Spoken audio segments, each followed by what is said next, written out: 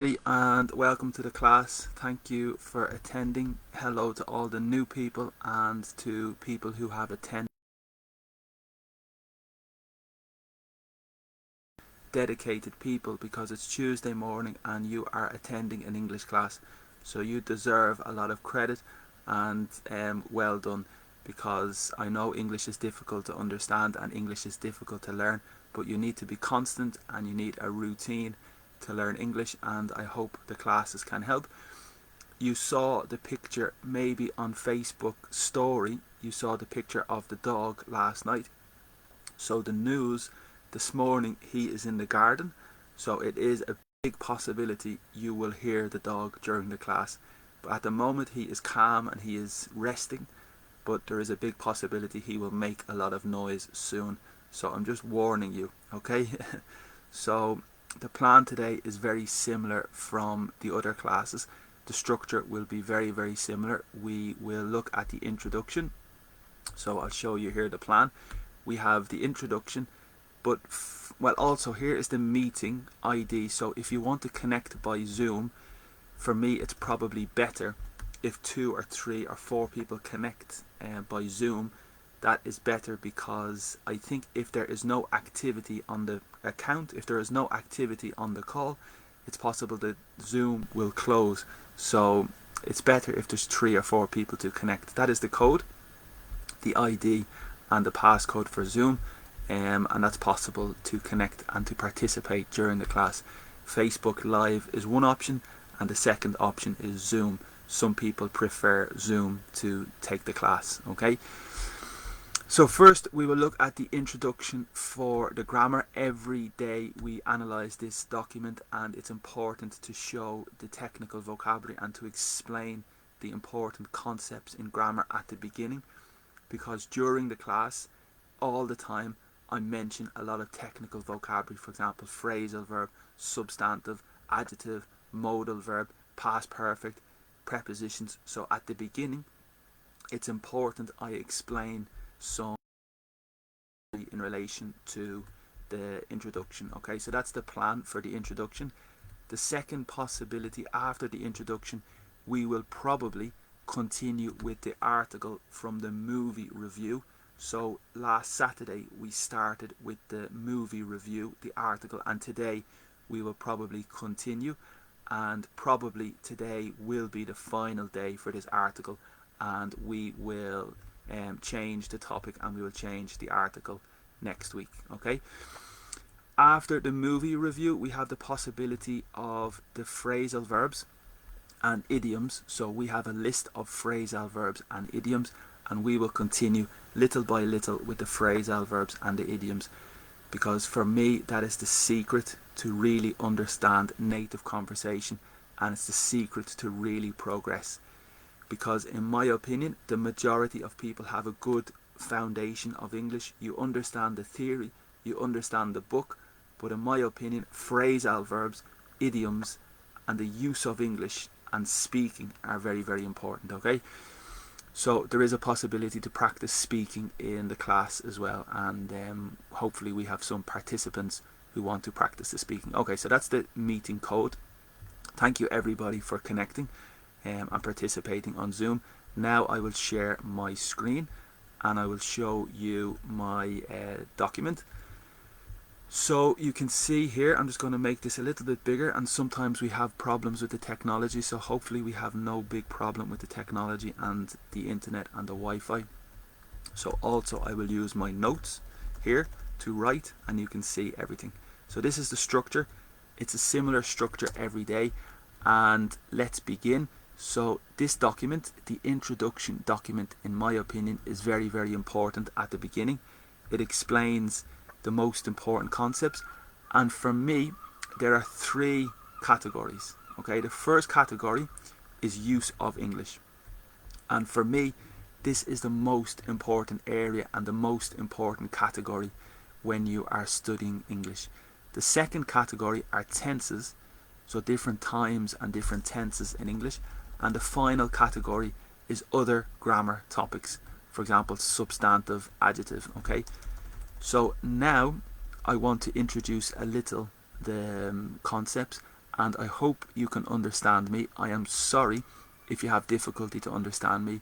I know we have people from different parts of the world with different languages, and it's a challenge for me, but I hope you can understand me. There are subtitles and captions available on the Facebook live video. You are probably familiar, but there are subtitles and captions available to help. Okay, so English is available all around the world. We have English in Australia, New Zealand, Canada, United States, Ireland, England, Scotland, Wales, and that's the native language, but also English is spoken everywhere. Okay, so it's very, very it's located everywhere around the world, as you know. So this means that accents, we have a lot of different accents with English, and this is a big part to really understand English. So my recommendation probably is to watch television, watch movies, watch interviews with different people from different parts of the world. That's the best way to be familiar and to recognize different accents, and that's the only way to improve and maybe to speak. Obviously at the moment it's impossible, but socialize and intercambios are very good to expose yourself to different accents. In Ireland, it's possible for me, a particular accent, it's possible the U is very, very strong. For example, Dublin, butter, bus, must. Sometimes the U is very, very strong, and phonetically it should be Dublin, butter, must. So just be careful in relation to the U in Ireland and for me. Also, the TH is a possibility to be very strong in Ireland. The phonetics for TH should be this, that, these, those. So it's th. But for me, and sometimes in Ireland, it's like a D. This, that, these, those. So that's two good examples of different accents with English. And in Ireland, we have some possibilities. Another one is OU, for example, out, get out. And in Ireland, sometimes it's very strong. So just be careful for the three possibilities.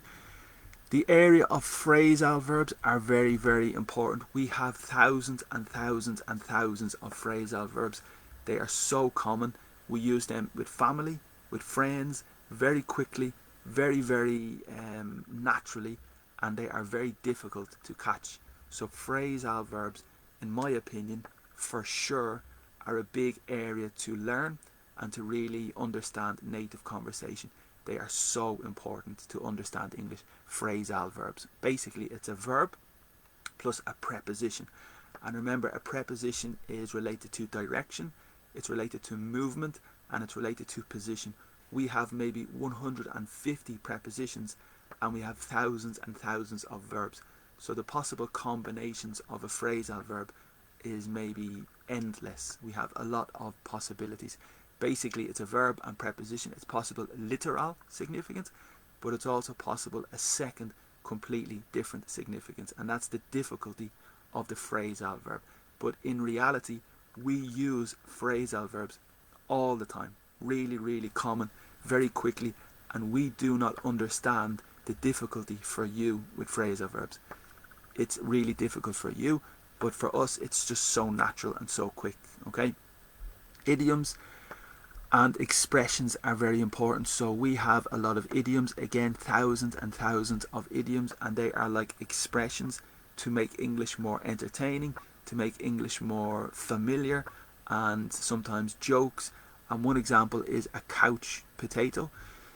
So the couch is similar to a sofa. You have a sofa, and another word for a sofa, a synonym for the sofa, is a couch, and obviously the potato is the vegetable.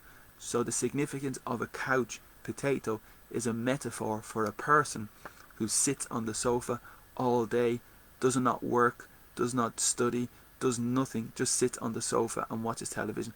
Of course, because of the pandemic, we are all couch potatoes at the moment, but the significance is a little negative, but it's one example of an idiom and one example of an expression. Okay, conversation is a big part to improve. So again, you are probably very familiar with grammar, you are very familiar with English, you probably understand a lot of English, but you really need to practice speaking. That is the best way to use your English.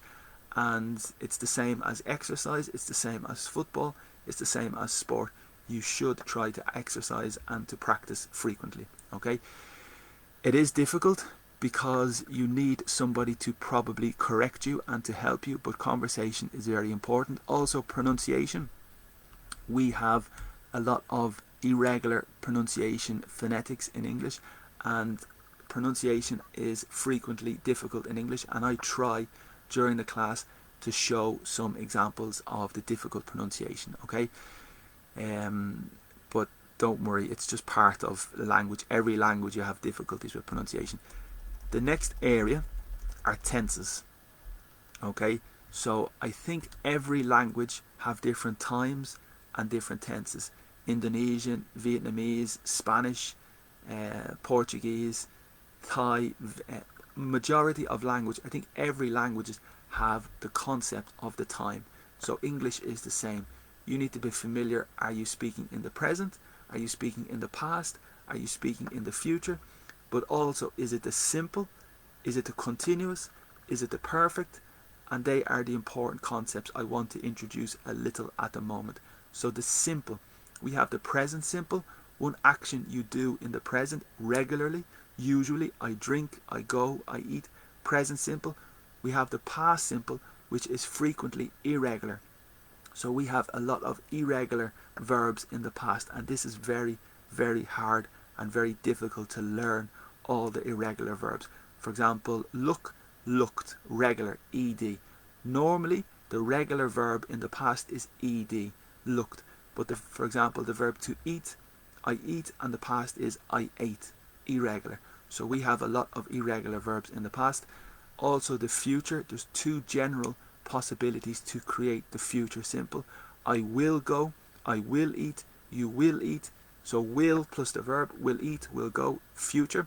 Also going to, I am going to eat, I am going to drink, I am going to talk. So there are two possibilities commonly used for the future simple. That's the concept of the simple. The next idea is the continuous. We have the present continuous, one action you do continuously in the present. You have the past continuous, one action you continuously did in the past. And the future continuous, one action you will do continuously in the future. The construction is the subject, I, you, he, she, we, subject, extra auxiliary verb to be, so I am, and then the gerund, gerundio in Espanol, which is ing. So I am eating, I am drinking, I am talking, and the past, I was eating, I was talking, I was looking. Okay, and the future is the similar concept, future continuous, I will be eating, I will be drinking, I will be speaking. Okay, that's the simple and the continuous. The next idea is the perfect. We have 2 or 3 tenses or more for the perfect. Basically, the present perfect is the period in the past and it's completed, it's finished, but it still is related and relevant to the present. And the construction is the subject, extra verb have, and the participle of the verb. So the gerund is the continuous, but the participle, which is the tercera columna, the third column, is the perfect. And one example is, I have eaten my breakfast. So it's finished, it's completed, but it is related to the present because now I am not hungry. So that's the concept of the present continuous. The difference with the past continuous, it's a period of time in the past before another action in the past simple. So I had eaten my breakfast before my friend contacted me. So that's the difference between the past perfect, which is the period in the past before another action in the past simple, and the present perfect, which is the period in the past that's completed, but it is relevant and related to the present. Okay, it is possible the future perfect, I will have eaten, I will have gone, that is possible, but it's a little more advanced. So that idea of the perfect is very, very important. Okay, the infinitive. So we have the idea and the term, the technical term, the infinitive. And the infinitive is the base or the foundation of the verb, typically with to eat, to go, to drink, to have, infinitive. So the infinitive is very important, and during the class I mention a lot about the infinitive. So it's to eat, to go, to drink, very important. Conditionals. So in the theory in the book, the conditionals are a little complicated, and you have a lot of rules with the conditionals. We have the zero conditional, first conditional, second conditional, third conditional, mixed conditional. But basically, in reality, it's generally related to if. Okay, the hypothetical situation. You have the condition and the result. So if it rains today, I will go to the city centre. So the condition is rain, and the result is my action. That's the idea. But it changes the tense and it changes the time frequently. So today, my plan maybe was to look at some grammar in relation to the conditional, but I think I have changed the topic and I will do something different. But soon I will show you during the class some grammar explanation in relation to the conditional, because it is interesting and it is important to understand the concept and the theory for the conditional. Okay. The next idea which is interesting is the active and the passive. So you can see here the concept of the active and the passive, and I think in Portuguese you have the same idea. I think in Spanish you have the same concept, the active and the passive. Just to explain a little, the active is the subject, the verb and the object. That's the typical sentence, the active. And the passive is necessary to change the position of the subject and the object. Okay, so the active, I drink the coffee. The passive is the coffee, and you need to introduce an extra verb to be, is participle, drunk by me. That's just an important concept you need to be familiar with, the active and the passive. Okay, so they are the general different tenses in English, and every morning it's important for me to explain the different concepts and the different technical theory with the times, and you need to be very familiar always with the different times. So today, during your day, when you're reading a book, you're speaking with your friend, you're listening to the radio, try to be familiar, try to recognize the time. It's very difficult when people speak very quickly to recognize, but in your mind you need to be familiar with the structure. Okay, and then finally, the extra grammar ideas that are very important is the noun and the substantive, countable, uncountable, adjective, adverb. So the noun and the substantive is basically a person, a place or a thing. The hat, the car, the ball, the television. Substantive. Okay, two possibilities, substantive and noun, the same significance. Every noun, every substantive, you need an article, and in English we have two articles. We have the indefinite article and we have the definite article. Indefinite article is a house. The pronunciation is possible a or a, no problem. So a house, a car, a job. The definite article is the specific, the house, the car, the job. So we have a and the. There was one rule: when the substantive begins with a vowel, a, e, I, o, u. The general rule: when the substantive begins with a vowel, the article is necessary an, an. Okay, so that is important to remember. That's the general rule. There is the concept of countable and uncountable. So is it possible to count the substantive? For example, pen, one pen, 2 pens, 3 pens. Yes, it's possible to count pen. Water, is it possible to count water? 1 water, 2 water, 3 waters. No, not really. We count 1 bottle of water, 1 glass of water, 1 litre of water, but water is impossible to count.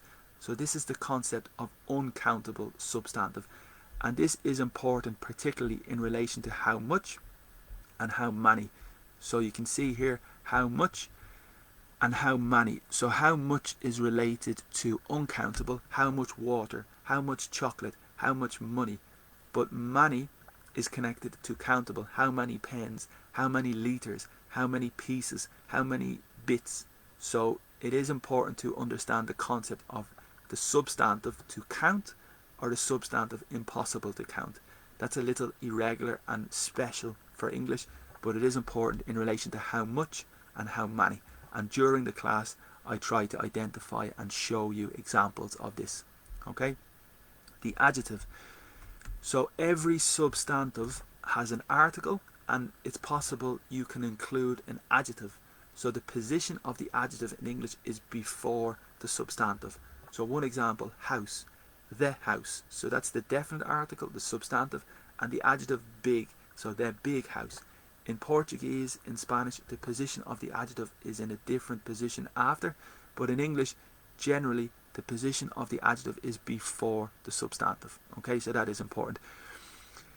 The function and the job of the adverb is to describe the verb. So an adverb in English, the function is to describe the verb. The verb to drink, to eat, to talk. Adverb quickly, slowly, rapidly, happily. We have a lot of adverbs, and generally the adverb finishes in ly. And the function and the job of the adverb is to describe the verb. Okay, very important. Modal verbs, we have a particular list and category of verbs in English called modal verbs, and can is one. We have 7 or 8 modal verbs. Can is one, it's related to ability. I can connect to the internet. I can speak Japanese. I can play the guitar. It's my ability, but also permission. I can travel to Spain. Or the negative, I cannot. Okay, I cannot travel to Italy. I cannot travel to Brazil because of the restrictions. So it's ability and permission. Could, may and might are options and for possibilities. So could, may and might are options and possibilities.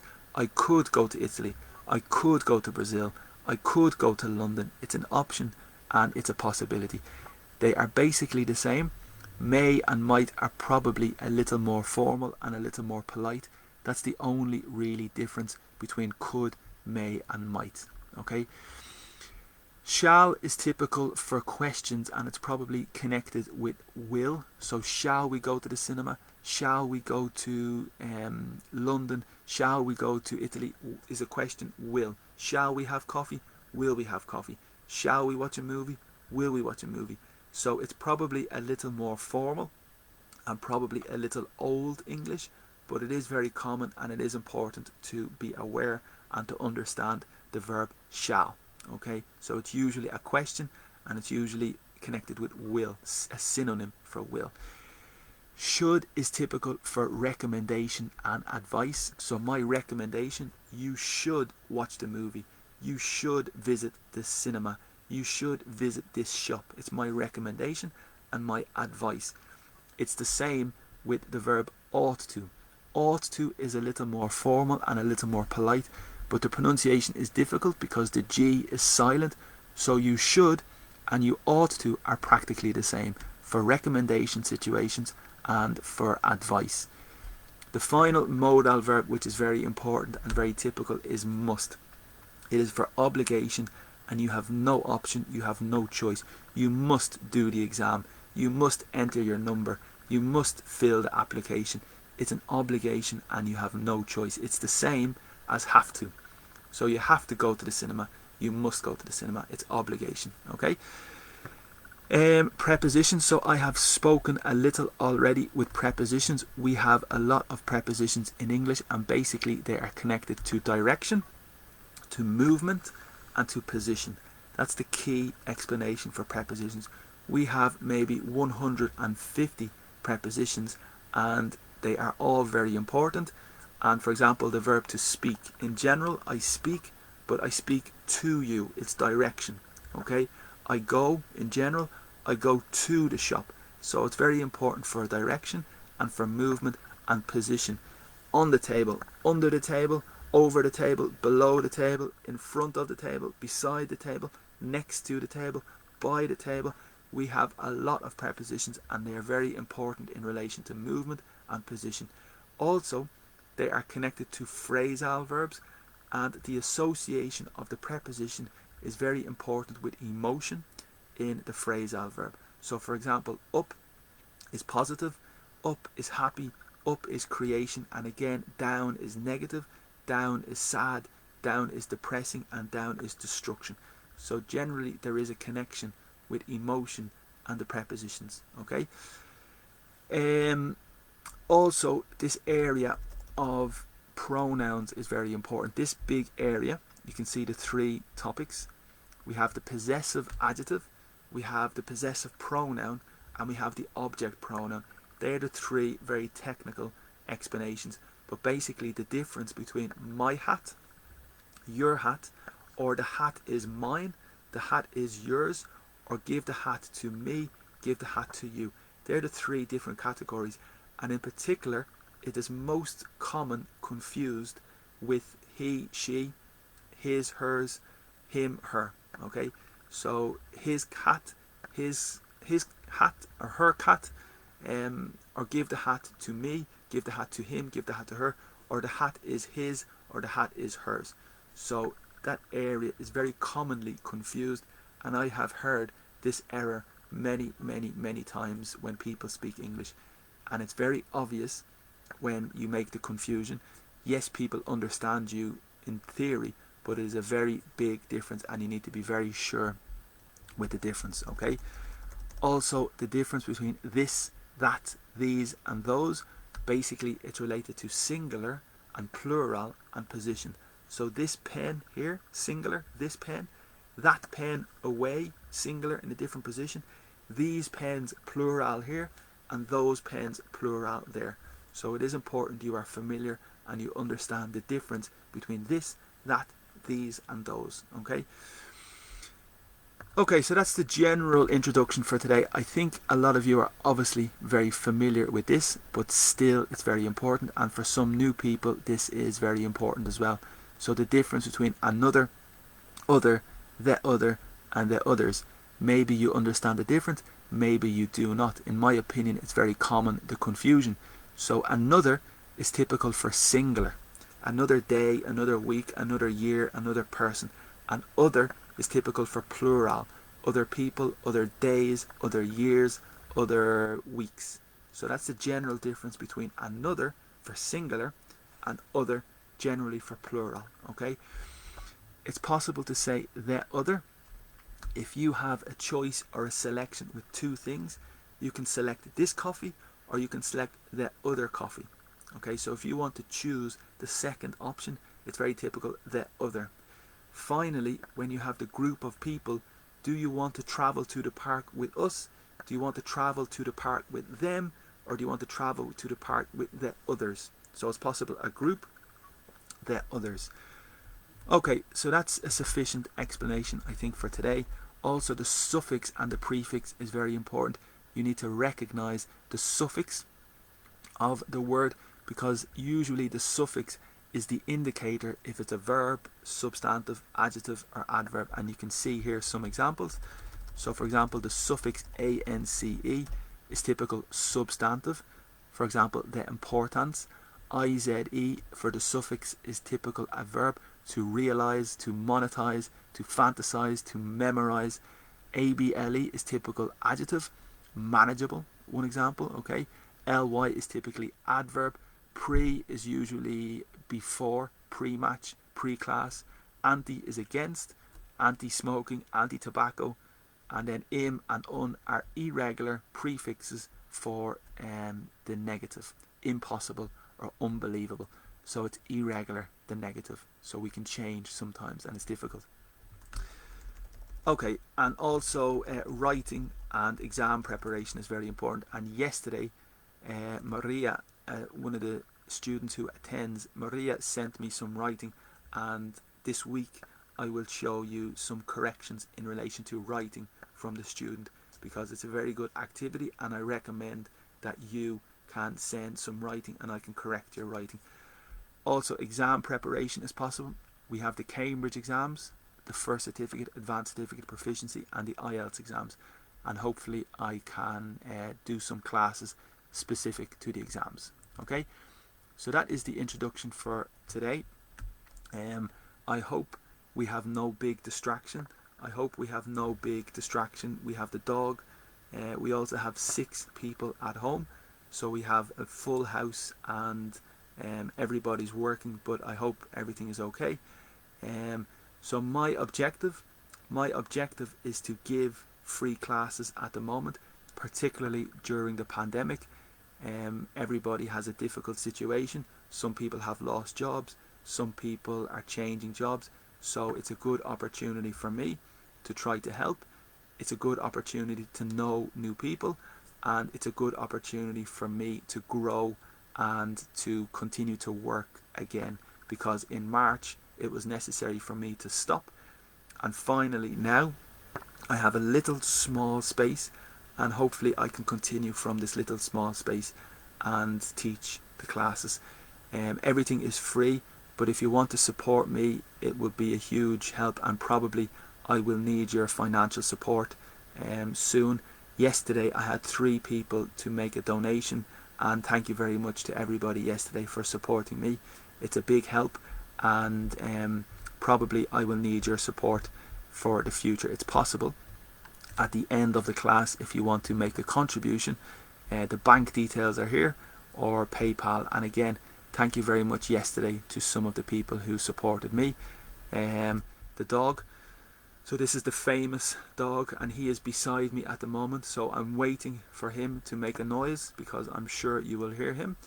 And also social media, I have Instagram, Twitter and YouTube, so if you want to connect with any of them, with Instagram, Twitter or YouTube, it's a good idea. The content is very similar, but some people prefer YouTube with the classes, and that's an option for you if you prefer. So there are the 3 possibilities. Now I will continue. Well, also finally, the weather, the most important topic in Ireland.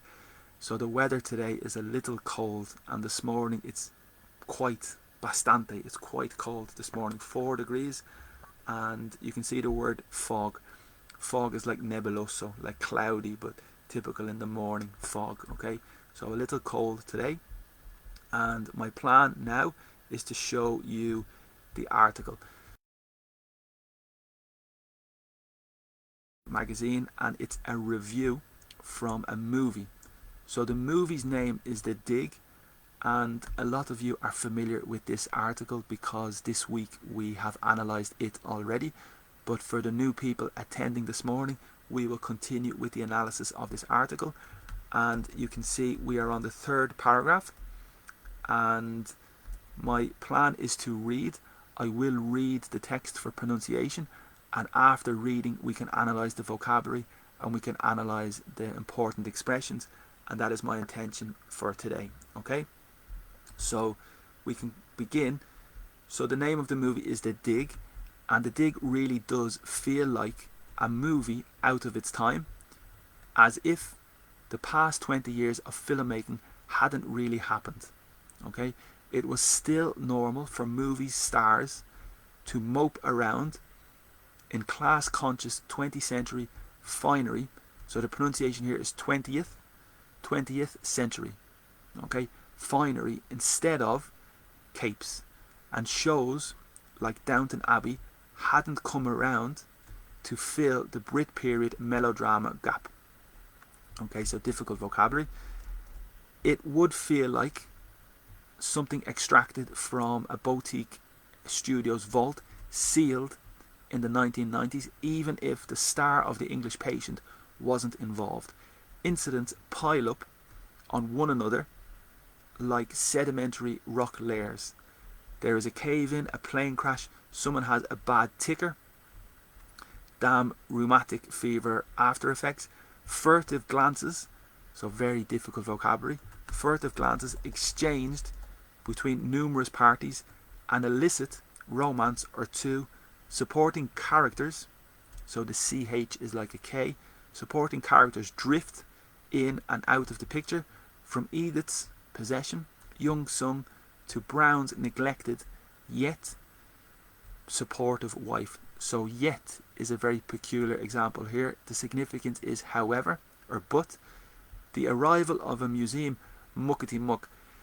Personally, I have never seen this word before in my life, so I would not recommend this expression because I have never seen it myself in my life.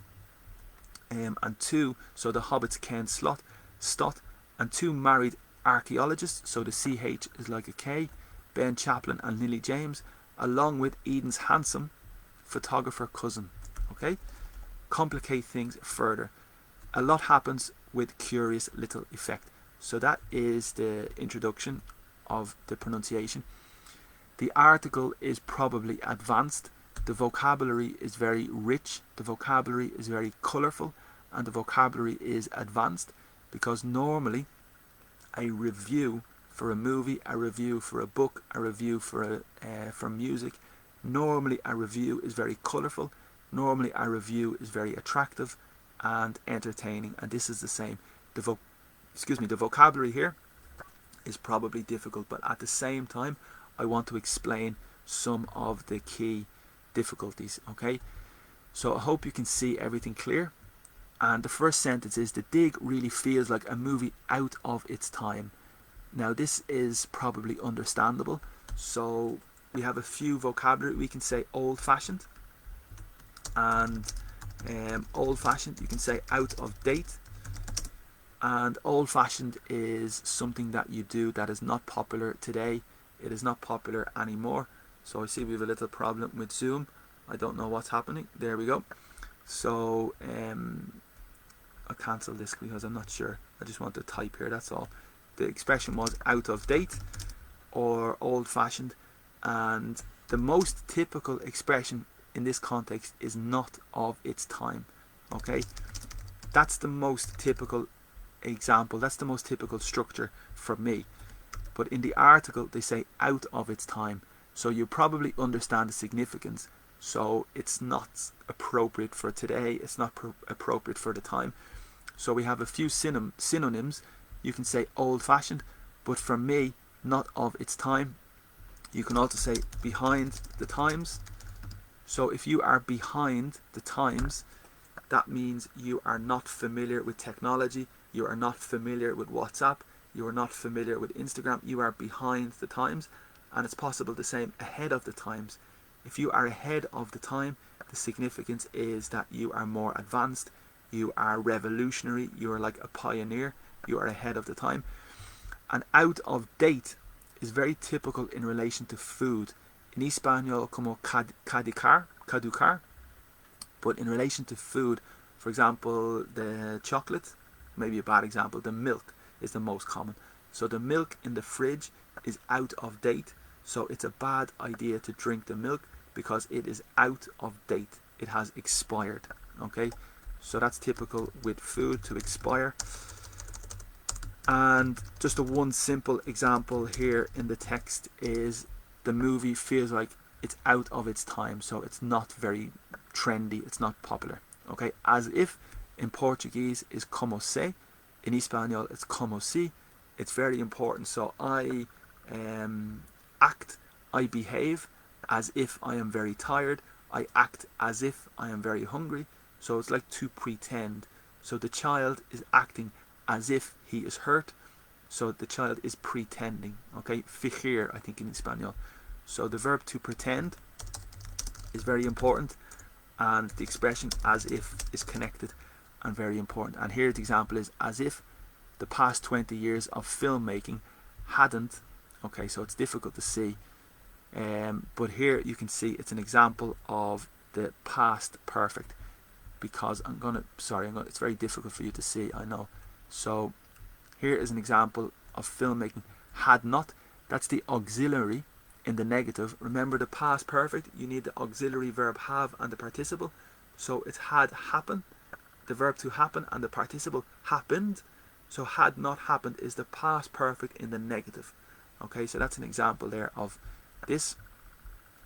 And then the next sentence is very interesting. So it was still, which is like continuation, or todavía in Espanol, it was still normal for movie stars to mope around. Okay, so this is a very advanced expression, to mope around. And it's very typical with teenagers. Okay, so you imagine the situation with the teenager, and the teenager is very depressed, the teenager is very sad, and they are moping around the house, like very sad, very dark, and no energy, no activity, like a couch potato. But to mope around is to walk around, or to behave, or to act in a very depressed and very sad manner. Okay, so if you are moping around, the significance is you are depressed and you are working, but you're very, very sad and very unhappy, and you are making other people sad. So it's very typical with teenagers to mope around. Or maybe when something or somebody dies, it's possible you are sad, but it's possible you continue sad for maybe 1 year or 1 month, and then it's possible to say you are moping around.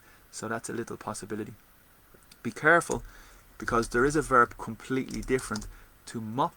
To mop is related to the floor in the kitchen. When the floor is wet, I need to clean the floor with a mop. Okay? So to mop is like to sweep. We have the verb to sweep with a brush. Okay? But to mop is typically when it's wet. I think fragar maybe in Espanol. So to mop is when it's wet. And we have a phrasal verb to mop up. And to mop up means to collect everything. Because in the kitchen, on the floor, when it is wet, you need to mop up. It's the same with clean and clean up. Tidy, tidy up. So up has the significance of all or total. So tidy the room or tidy up the room just has more emphasis that tidy all the room. And it's very typical with mop. Mop up is like to collect everything. It's typical in sport. It's typical in awards. So for example, the Oscars or the Goyas in Spain.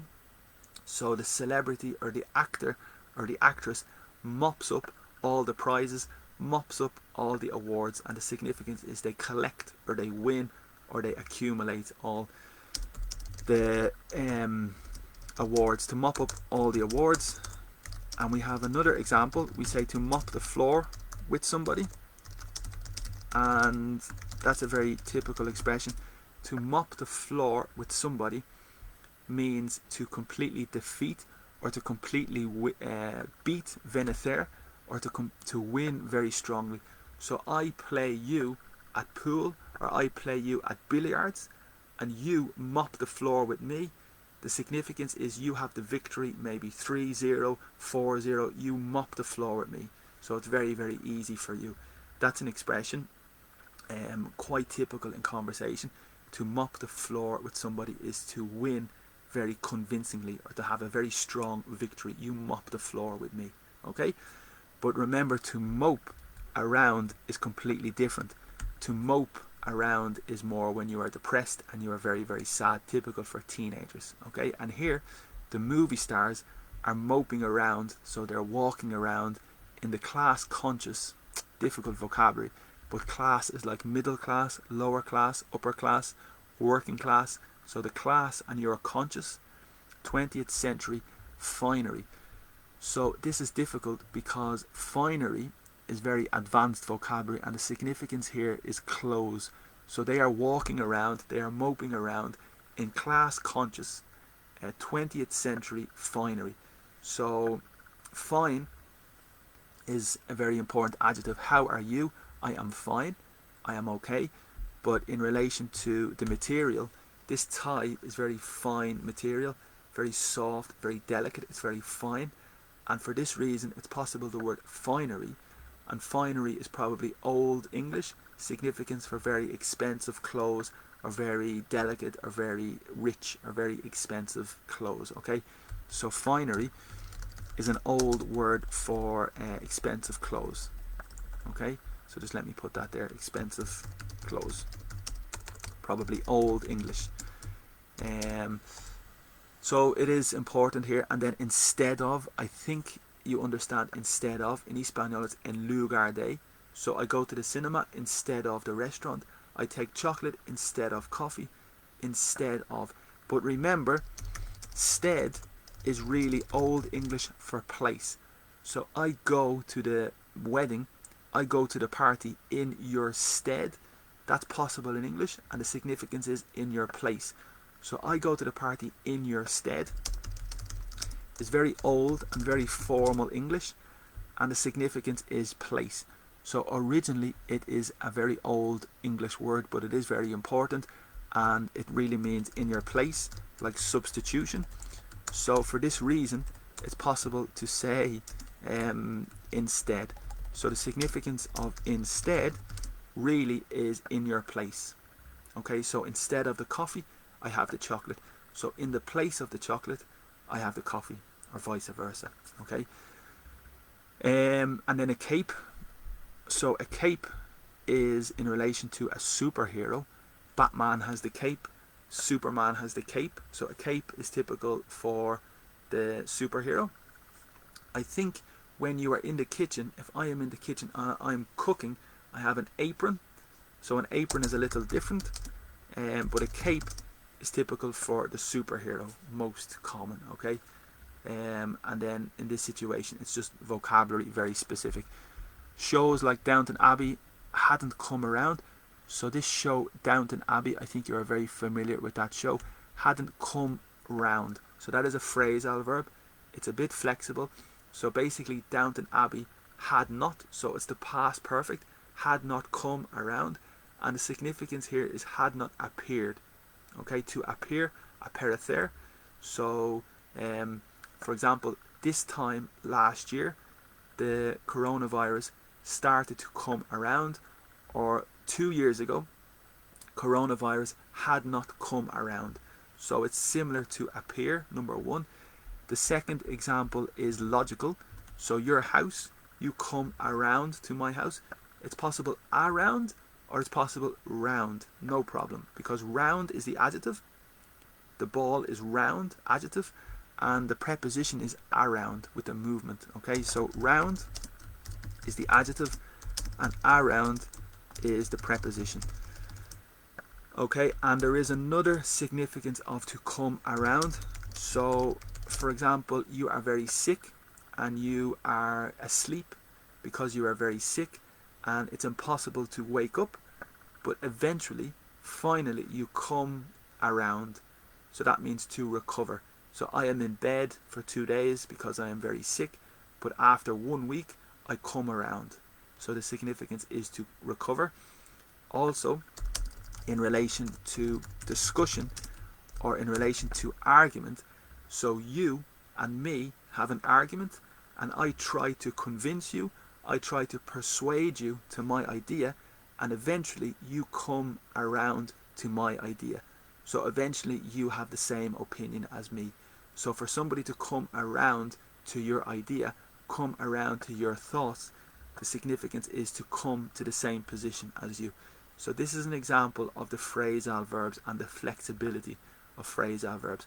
It's possible normally to use phrasal verbs in lots of different situations with a similar significance. So you have to be open-minded with phrasal verbs and you have to try and find the possible connection. Okay, and this is one example. Another example is an opportunity does not come around every day. So this opportunity does not come around every day, and that's the significance of appear. So every day is boring, every day is normal, every day is simple, but this day you have a fantastic opportunity that does not usually appear. So this day the opportunity has come around. So it is very, very flexible, and phrasal verbs are very flexible, and you need to have the attitude of very flexibility and open mind for the phrasal verbs. Okay.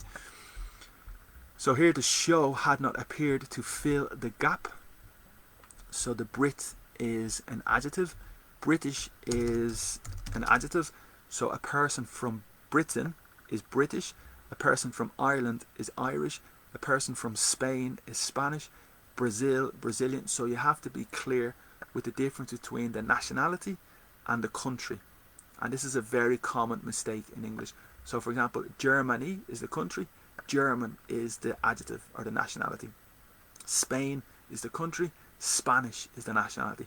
France, French, Italy, Italian. So always that area is very important, and I have heard many times people confuse the two. Okay, so the difference between Britain and British or Spain, well, to be honest, Germany, sorry, my confusion also, or Germany, or German.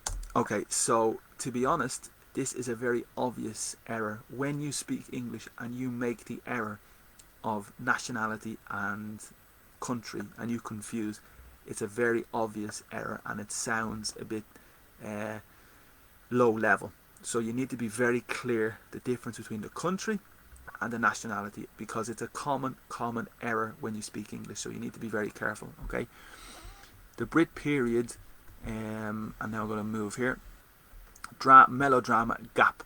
So a gap is like a space in with the cars. You drive the car and you have a little gap between the car, it's a little space. My teeth, you have a little gap between your teeth, so a gap is a little space.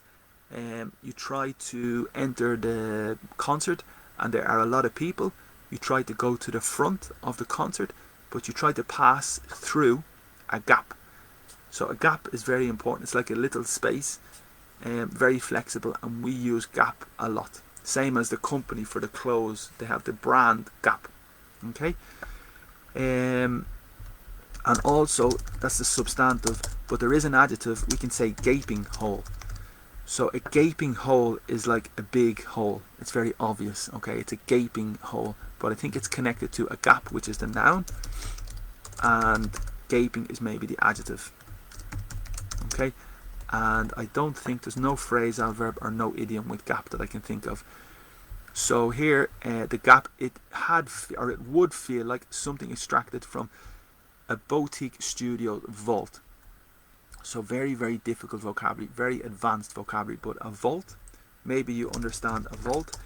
It's typical for treasure or typical for something very important. If you have something very important and you want to protect it, you put the important object in the vault. Very similar to a safe. Okay, so typically in the bank is the best example. The big building for the bank, and they have all the money, all the possession, all the jewelry. So the jewelry and the money in the bank goes into the safe. So the safe is the very metal object to secure the product. It's possible in your house. In your house you have a safe. Typical in the movies, very, very typical in the movies, when the person enters the room, they go directly for the safe. So the safe is the object to protect all the money and all the product. But a vault is probably the room. A vault is more dramatic, and a vault is really, really stronger, and I think a bigger room. So you need to be clear with the little difference between a safe and a vault. Also, a safe is a noun, and safe is also adjective. So you are safe at the moment. So there's a substantive and an adjective, but they have different significances. But also they are very similar because they are both secure and they are both protected. Okay. Seal is very general and very important. So the vault is sealed, and the verb to seal, maybe you understand the significance. It's very, very difficult.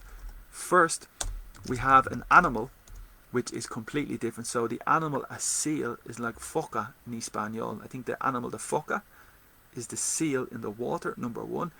But the verb to seal is typical with the envelope, sobre in Espanol. You have the letter and you have the envelope, and you close the envelope and you lick the envelope and you close the envelope. So the verb to close is a synonym to seal. So to seal the envelope is to close the envelope. The bag with the food, you have the bag with the food and you seal the bag. So the significance is to close. Also in relation to negotiation, related to business, you can seal the deal, seal the agreement. It's to confirm and to close the deal. Okay, so very flexible word. To seal the deal has the significance to complete or to close the contract, or to complete or to close the deal. And it's a famous expression, to seal the deal. Seal your lips maybe is possible. Another way to say be quiet. Please seal your lips, say nothing, it's a secret, be quiet. Seal your lips. And you can see it's very flexible and very, very important, and I don't think there's another example. And that's here, the vault is sealed, or the room is sealed for the virus. You seal the room. Okay. Yeah, so you will see this word in other situations and other contexts, but it's the same idea really. Okay. And the next example is, I think, pile up. Well, even if, so very important linker. In Espanol, incluso si. Maybe in Portuguese it's incluso se, but it's even if. One example, I go to the city centre even if it is raining. So if it is raining, like including if it's raining, I will go to the city centre. I will have my dinner even if I do not like the food. Okay, so even if is a very good linker, and it's related to a conditional. but it's important to recognize and important to be familiar. Okay, so incidents pile up on one another. So first, a pile is the substantive and very similar in Espanol, probably in Portuguese as well. In Vietnamese, Thai, it's probably different, French, German, but a pile is like a collection. Okay, so I have a pile of books in my room, I have a pile of clothes I need to wash, so a pile is a lot. Do you have a lot of work at the moment? Yes, I have a pile of work, which is a lot of work. Okay, so a pile is a significance of a lot. To pile on is very typical with children. When children are playing a game like sport in the park and one boy is on the ground and the other children jump on the boy, so the significance is to pile on. Okay, so the manager metaphorically is piling on a lot of work. Okay, with food, you go to the restaurant and the man or the woman asks you, do you want ketchup? Do you want mayonnaise? Yes. Can you pile it on? And the significance is to put a lot. So a little informal, but it's used in lots of different situations. Maybe it's connected to a pillar. So a pillar is an object in the construction. You construct a big castle and you have a pillar. So you are the pillar of the family. He is the pillar of society. This company is the pillar of business. So it's the foundation or the most important. So it's all connected a little. And here the incidents pile up on one another. Also, you need to be clear the difference between each other and one another. So I think when you have more than two situations, for example, people, you have 3 or 4 people and the people are speaking to one another. So everybody is speaking to everybody. The significance is everybody is speaking to one another. If there's only 2 people, I think theoretically it's more correct they are speaking to each other. But in reality it's more flexible, and in reality it's not very strict in that sense, and I think it's possible to use the 2 all the time the same. Okay, one another. But here, pile up, yes, the other example is related to traffic. If you have an accident in traffic and there is a crash, it's very typical to say there is a pile up with the traffic, or there is a pile up in relation to the crash. So the significance is 2 cars crash, and then the consequence is 2 more cars crash. So in total you have maybe 10 cars, and it is a pile up. So you can see it's important significance. Okay, again, layers. So sedimentary rock layers. So a layer is for the onion. The onion has a lot of layers, or a person metaphorically can have a lot of layers. So at the beginning you're very distant with the person, and you need time to find the real person because the person has a lot of layers, number 1. Also for clothes, so today it is very cold, so I must wear a lot of layers. So I have a shirt, a jacket, a coat, a scarf, a hat, a lot of layers. Okay, so very important in relation to weather and significance to wear, to wear a lot of layers. Okay, and very interesting vocabulary. But here, this word is not very typical. So there is a cave in. I don't know exactly what they speak. The cave is like the Cuerna, like you have Tarzan and you have the caveman. So the caveman is typically the old-fashioned man, and that's possible in conversation today. If you are a caveman or a cave woman, be careful because it's probably an insult, and the significance is you are very, very old-fashioned. You are not good with technology. You are not good with modern situations. You are a caveman. You're very, very old, or a cave woman. So it's possible an insult. And here, yes, there is a verb to cave in, phrasal verb, because imagine the cave, and the translation for the cave, I'm going to show you here the translator because the vocabulary is important, and I hope we can connect with the internet. So a cave here in Arabic, Bulgarian, Dutch, French, German, Hebrew, Hindi, Hungarian, Italian, Japanese, Korean, Malay, Polish. Okay, so very similar. A cueva in Spanish. Vietnamese, and no Indonesian and no Filipino in that dictionary, so I'm sorry, but to cave in has the significance when the cave collapses, it caves in. So it's very common in conversation as a metaphor in relation to pressure. So you have a negotiation and you want a lot of things in the negotiation, and this person does not want to give you the things, but eventually the pressure and the person collapses with the offer, with the negotiation. So this person caves in. Typical for the parent and the teenager. So the teenager puts pressure on the parent. I want, and eventually the parent says, okay, you can have. So to cave in is to collapse, typical in relation to permission. Okay, so he will cave in, she will cave in. It's a prediction that they will give you what they want. Okay, and that's a significance as well. There is an example of a lock-in, which for me is the only possibility similar to the text here.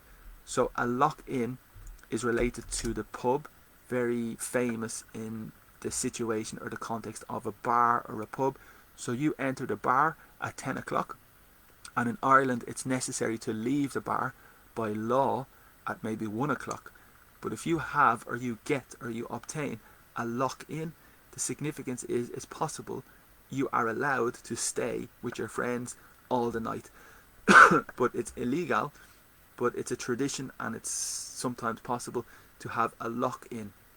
So the significance is you can stay in the bar with your friends only and continue the party for a long, long time. So that's the significance of a lock-in. But the next example is very, very interesting. A bad ticker. So I want to explain this example. A bad ticker. First, you need to understand the verb to tick. So to tick is related to the clock. Tick, tock, tick. So tick, tick, tick is typical for the clock and typical for the machine. And in English, informal, a ticker is another word for your heart. So this is my heart. It's my ticker. It's very informal, but it's very possible and very common in conversation. It's my heart, it's my ticker, because beep, boom, boom, boom. It's like tick, tick, tick. And to have a bad ticker is the significance you have a bad heart. Okay, you have a problem with your health. Very, very common in situations. So someone has a bad heart. They have a health problem with their heart. And here, the next expression, okay, very technical vocabulary, rheumatic fever, after effects. But furtive glances is very, very advanced and very, very good. So furtive is the significance of secretive. It's very advanced, probably proficiency. Everybody understands secret. Secret is the substantive. Secretive is the adjective. So the majority of people understand secretive, but furtive is also possible with the same significance. It's more advanced and it's not so common, but it's very, very advanced English. But the next verb is very important, to glance. Okay, we have a few verbs with the same significance. To glance, to glimpse, they are the most typical. So glance is very similar to look. Okay, so I look at the television, it's more focus. But during the football, I glance at my telephone. That's a perfect example. So I am watching the football, very focused on the television. I am watching the football, and after 10 minutes, I glance at my phone. And the significance is you look very quickly. Okay, so if you glance at something, and it's very typical with the preposition at, and the significance is to look very quickly. So in work, you have the report, you have the document, and you only glance at the document. The significance is you only look very quickly at the document. Okay, it's very possible with people in the bar, in the disco in Dublin. There is a bar, Dicey's, which is very, very popular, and it's possible in this context to glance at somebody. It's like romantic. So if you like the other person and you glance at the person, the significance is you look, maybe you are interested and you want to speak to that person. So to glance at somebody is maybe romantic situation, but really it's just to look very quickly. Okay, and glimpse is practically the same. So for example, the celebrity, last year the Pope Francis came to Ireland, maybe you remember, and a lot of people were waiting for the celebrity, or the Pope in this case. And if you get a glimpse of the Pope, you only get a quick vision, a very short, a very quick look. So they're very, very similar. A glance and a glimpse. So a glimpse is more just a short quantity of what you see. I only got in the past a glimpse of the person. You only saw the person a little. Quick vision. Okay, so very, very good vocabulary. Very common in conversation. We use these words a lot. So I only glimpsed at the book. I only glimpsed at the document. I only looked at the document very quickly. Okay. The next vocabulary is also good. So illicit is almost illegal or prohibited. It's illicit. It's illegal, I think. And to drift in and drift out is very good. So a character. The pronunciation here is CH, like a K. Character. Okay. And the pronunciation is like a K. CH is almost similar to K. And remember, yesterday we explained the vocabulary stomach, ache, church. So you need to be very careful in English with the vocabulary, with the pronunciation CH. Okay, so here's an example. We have stomach, it's like K, stomach. Ache, it's like K, and the significance is pain, toothache, headache, backache. And then we have church, which is different completely. So that's a good example of the pronunciation. But here it's like a K, character. Drift in and drift out. Very, very good vocabulary. So the verb to drift is typical underwater. So imagine you are on the boat and the boat is very direct, a good direction because you have control. But if suddenly you lose control or there's no person at the wheel, you begin or you start to drift. So to drift has the significance you lose direction.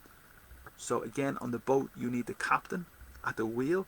So you need the captain driving the boat. But imagine there is no captain, the boat begins to drift. Okay, but this is very typical, is a metaphor in relation to teenagers. So the teenager has the option to study, to work, very focused. But the other teenager, no interest, and the other teenager drifts. So loses focus, loses interest. Very, very common. And very flexible. So you have your friends, your group of friends, and you continue friends, but after 2 years you drift away. So preposition away, that means you lose contact. So to drift away from your friends is to slowly lose connection with your friends. That's one example. And a drifter is maybe a person who continues traveling, very simple life, likes to travel, no work, just drifts, just no direction, no focus, just to drift. And here an example of the movie, the character drifts in and drifts out. So they enter, not very focused, not very serious. They're not the protagonist, they just drift in and drift out. So it's very flexible. We have an expression, to catch my drift, very, very famous. So to catch is this action with the ball, to catch the ball. Coger, I think in Espanol, to catch. But to catch my drift is the significance, do you understand me? So my drift is my attitude, my explanation, my idea, and you catch my drift. It's very informal, that do you understand me? Okay, and that's the significance, to understand me, in this case, to catch my drift. And I think they're the most typical situations. So a very inflexible word to drift in and drift out, and typical with water as well. Okay, so the next sentence is in relation to the wife, and neglected yet supportive wife. So two adjectives, neglected. So the verb is to neglect, and it's very negative. So typical with the animal, you neglect the animal, has the significance you do not pay attention to the animal, you do not feed the animal, you do not give the animal love, so you neglect the animal. So here the wife feels neglected, adjective. So she feels she is not receiving attention, she is not receiving love, so she feels neglected and forgotten. Okay, so yet here has the significance but or however. Okay, so yet is very similar to still, and it's typical with the present perfect in the negative. I have not received my document yet. So yet is possible at the end with the significance I have not received the document yet. but it's possible at the beginning of the sentence and it has a completely different significance, and the significance is however. Okay, so you could say I am happy in Ireland, yet I would like to travel more. So excuse my typing. So I am happy in Ireland, yet, which has the significance but or however. Sin embargo in Espanol, I would like to travel more. So yet is a little flexible, and in this case it's the same significance of however or but. And as I said, muckety muck, I have never seen this expression in my life, so I don't think it's necessary to understand it. Along with is the preposition. So you go to the party along with your friend. Along is typical preposition for parallel. So you walk along the river, you drive along the road. That's possible, but along with is beside you. So you go to the party along with your friend, and the significance really is with your friend. So here she arrives with the handsome photographer, but along with is just more emphasis, and it's practically the same. Handsome is like very, very pretty, but be careful because handsome is just really for masculine. Okay, so it's most typical for men or for masculine. You could say a handsome boy, handsome man, and for a girl it's probably pretty or attractive. So handsome is just really typical for male. Okay, I don't know why, but maybe we can experiment and change this and call a woman handsome, but it's very typical handsome man, handsome woman, and for female it would be pretty or attractive, I suppose, is the most typical. Okay. Further, again, we spoke about this last week. So the adjective is far, and it's related to distance. So Dublin is very far from Italy. Dublin is very far from Brazil, far from Thailand. So the comparative, technically more far in English is further. Okay, so far, further, and furthest. That's the comparative and the superlative. Okay, and it's typical further than, but it's flexible because you can say further with the significance more. Further information, further education, further news has the significance more. Okay, and here to complicate things more, to complicate things further. Okay, good. So that is just one page of the explanation of the book, and again it's the review from the movie. This movie, I have never seen it, but the vocabulary in the text is advanced. The vocabulary is very colourful.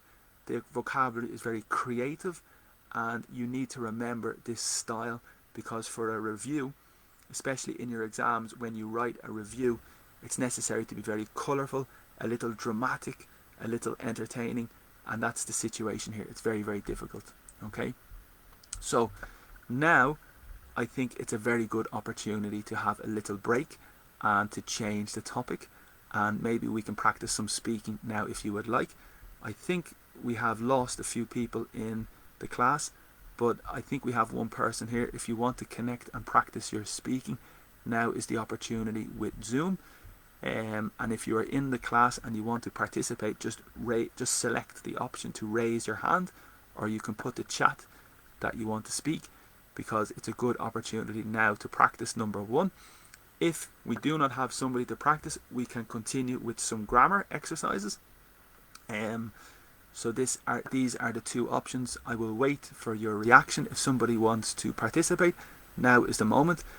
Remember, it's possible with social media. You can connect on Instagram. You can connect on, I'll put this here so you can remember while we are speaking. You can connect on Instagram. You can connect on Twitter and connect on YouTube. It's possible. Remember, everything is free, but if you want to support me, it would be a huge help, because it would permit me and it would allow me to continue teaching for free. I really hope the classes are helping you. I hope it's a benefit for you. And if you can support me financially for €1 or €2, it would be a great encouragement and a great boost for me, and it would allow me to continue working in this way. So there are all the details: Bizum, Revolut, PayPal, and the bank details. Okay, perfect. I think we see Tatiela wants to connect, so I'm going to try and connect with the technology. It's possible we have some problems with Zoom because I'm not very good with Zoom. So Tatiela, how are you? Can you hear me? Yeah, can you hear me? Yes, yes. Hey, how are you? I'm good, I'm good. Can you explain a little about where you are calling from? So, I'm Brazilian, but I'm based in Madrid. Ah, okay. This is the same. I think for everybody, I think we have met before. Isn't that correct? Yes, yeah, that's correct. Fantastic. Me and Tatiela met at an intercambio in Yeah, Madrid. Ah, that's a fantastic. language exchange. And are you still in Madrid? Do you continue in Madrid? Yeah, yeah, yeah. My job allows me to work from home, so yeah, I'm still in Madrid. Yeah. And what I'm still with is the same, yeah, with the same job. and what's the situation in Madrid at the moment with the restrictions? Is it complicated? Is it good quality of life? Well, I think, sadly, I got used to stay at home all the time. Yeah. And then, right now we have this restriction that we cannot be on the streets from 11 p.m., I guess, until 6. Okay. And some neighborhoods are in lockdown. Wow. Yeah. So, yeah, and I guess you cannot live like County Madrid. Yeah. Yeah. Yeah. Okay. So it's probably a similar situation everywhere. Yeah. And I think you lived in Ireland before. Do you because I think in the class maybe we have some people from Brazil watching. Some people from Brazil in London, some people in Ireland, but some people back in Brazil. Do you recommend for people to travel? Do you think it's a good idea? Do you recommend? Do you have any advice for people in Brazil that want to travel to Europe? Yeah, absolutely. I would recommend going to Ireland. Definitely. I stayed in Dublin for 2.5 years. I would recommend Dublin for sure. Yeah. But also maybe some smaller cities like Cork or Galway. I Yeah. think they are lovely and could be also a great opportunity to just speak in English. Yes, exactly. And in relation to English, what was the most difficult for you about learning English? Did you have big problems, or what's your advice for that? I took a lot of time, I guess. I think I started studying English 10 years ago or 11 years ago. Yeah. While I was in Brazil, I was just going to class once a week. And then when I went to Ireland is when I really learned faster. Yeah. So being in a country, in any country that English is their language, is the best. If you can. Yeah. Of course, not everyone can do it. And you think it was a big advantage, a big help for you in a different country speaking compared to attending classes in Brazil? Oh yeah. Yeah. 100% nothing to do. Super. Because if you go to class once a week and you just open your book for 1 hour, Yeah. you're gonna take ages. And in relation to phrasal verbs, for example, I don't know why my camera is not showing. Let me try, and maybe that's better. In relation to phrasal verbs and idioms, are phrasal verbs very problematic for Portuguese speakers or Brazilian people, do you think? Well, I can tell you that they are for me. Right. They are really difficult. Yeah, and I still have a lot to learn. Yeah, for me it's incredible because we use phrasal verbs all the time, and for us they are very obviously very fluent and very natural, and they're very simple for native speakers, but for people learning English I think they are so difficult, and it's incredible. For this reason I think that area is very important. Yeah, this expression that you said today, to mop up with, Yeah. to mop the floor with somebody, that was so funny. I like that. Yeah. And I didn't know it. Yeah, exactly, and it means just to defeat or to win a lot. So, in relation to the class, do you think the class can help? Do you think it's a little slow? Is it difficult to follow? Do you have any possible recommendation to improve? Well, for me, the class was great, and I consider it was, for me, the level was really good. Yeah, I don't know, maybe for a beginner, if it would be suitable. I cannot say that actually, but yeah, for me it was really good and was fast. yeah, yeah. I think that Yeah, it was fast. I think the level was a little advanced today. That article was difficult, but at the same time, it's important. So the weather in Ireland is cold today, of course. In Madrid, how is the weather in Madrid? Just to finish, can you talk about the weather in Madrid? It's being really cold these days, but it's always sunny, almost. Yeah. Almost always sunny. Yeah. This is so nice. And that's the big difference, I think, with Ireland. Ireland is usually cloudy and dark, and yeah. I like the cold, but cold and sunny, it's perfect. Yeah, yeah, exactly. But of course, at the moment, it's difficult to travel, and it's a little impossible to visit and to travel, which is a big pity. Yeah, yes, it is. Okay. Hopefully in summer we could travel at least close by. Exactly. Yeah, Within the country. that would help a lot. Well, Tatiela, thank you so much for connecting, and it's fantastic to speak to you again. And I'm delighted you are still in contact with the class and everything. And thank you so much, and I look forward to keeping in touch. Thank you for this wonderful job you are doing. Thank you very much. I appreciate it a lot. And I'm just going to put you on mute. Okay. And thank you so much, and talk to you soon. Perfect. Bye. Okay, cool. And now we have Leandro, and I think we had Leandro speaking last week, so let's try and connect to Leandro and see how he is. Hello, Leandro. How are you? I think we have Leandro. Hello, how are you? I'm good. I saw your contact last week, I think, so thank you very much for your help and your support last week. I'm good. How is everything? You are in Brazil at the moment, is that right? Yes, Brazil, São Paulo.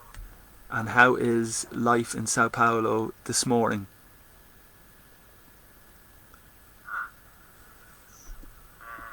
We have a phrase that São Paulo never stopped. Yeah. And similar to New York, is that true? Sao Paulo never sleeps, so Sao Paulo never stops? Yes, it's similar. I think it's similar. But maybe at the moment you have no parties, you have no... Maybe it's different at the moment with the pandemic. Yes, it's usually don't have a party, but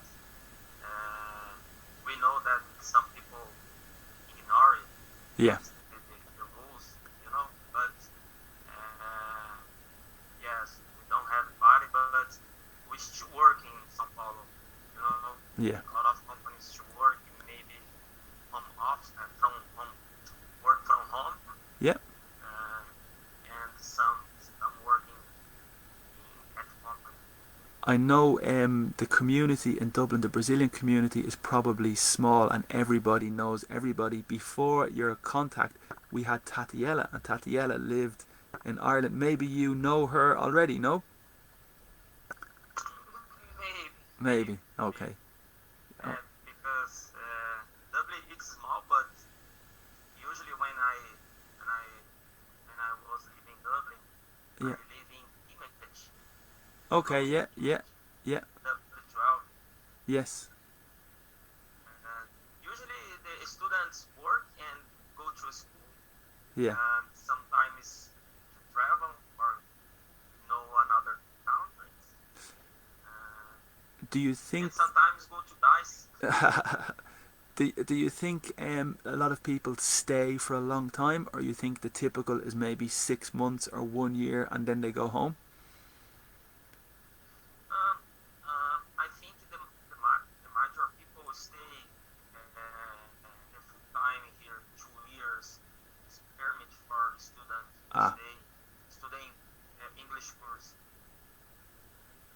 Yeah. Yeah. So 2 years. 2 years is the typical. Yes, 2 years the typical. Okay. The major. Yeah, and that's just one example. We'd probably say the majority of people. Majority. Yeah.